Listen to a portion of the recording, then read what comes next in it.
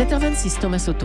Les secrets politiques de Caroline Roux. Bonjour Caroline. Bonjour Thomas. Manuel Valls a dû préciser sa pensée hier après ses propos sur la guerre de civilisation que constitue selon lui la lutte contre les djihadistes. Julien Drey, par exemple, ami proche de François Hollande, a été très vindicatif et ça traduit, nous dites-vous, un climat de tension entre l'Élysée et Matignon. C'est l'info politique du jour. Oui, et les propos de l'un des principaux lieutenants de Manuel Valls sont secs. On n'en peut plus de tous ceux qui veulent le flinguer du matin au soir. Dans son viseur, il y a d'abord les Hollandais qui font bloc autour du président.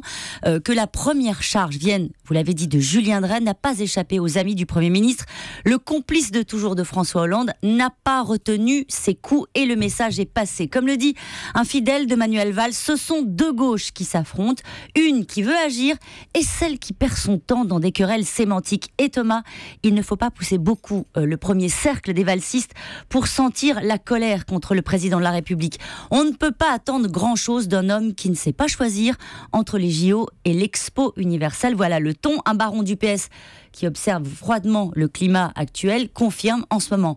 Les entourages sont tendus, c'est chaud. Bon, mais à part cet incident, il y a quelque chose de plus profond ou pas ? Plus profond, bien sûr. Deux manières de faire de la politique, de style, de rythme. Le fracas contre la synthèse. Quand l'un dit apartheid social après Charlie, l'autre répond réunion interministérielle sur les quartiers. Ils sont complémentaires par temps calme, mais quand les sujets sont lourds, leurs différences finissent par se voir.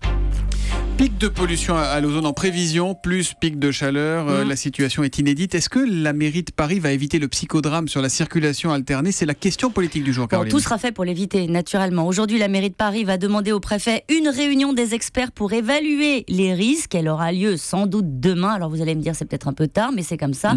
On sent bien que le cocktail pollution plus chaleur n'est pas encore anticipé et mesuré. L'entourage de la maire de Paris attend l'avis des spécialistes, mais politiquement en tout cas, l'objectif est clair. Tout sera fait pour ne pas rejouer la bataille Hidalgo-Royale. Et puis on va en entendre parler, Caroline. Ah ça, vous allez en entendre parler. Marisol Touraine, elle va faire un déplacement et un média par jour pour faire passer son message de prévention sur la canicule. En faire trop, c'est le syndrome Mattei. Vous vous souvenez, le ministre de la Santé remercié pour ne pas avoir vu venir la canicule. C'était en 2003. Les secrets politiques de Caroline qui reviennent demain à 7h25 sur Europe 1. Demain, Caroline. À demain.